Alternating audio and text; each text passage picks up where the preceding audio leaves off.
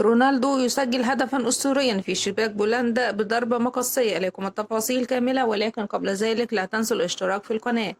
أحرز النجم البرتغالي كريستيانو رونالدو هدفا أسطوريا خلال مباراة منتخب بلاده ضد بولندا اليوم الجمعة لحساب الجولة الخامسة من المجموعة الأولى بالمستوى الأول في دوري الأمم الأوروبية.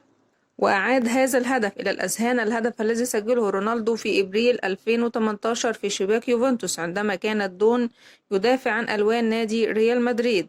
وتمكن النجم البرتغالي وقتها من هز شباك الحارس الإيطالي المخضرم بوفون بضربة مقصية مزدوجة دفعت جماهير اليوفي للوقوف من أجل التصفيق لتحية الدون. وإلى هنا نكون وصلنا إلى نهاية خبرنا. دمتم في رعاية الله وأمنه، والسلام عليكم ورحمة الله وبركاته.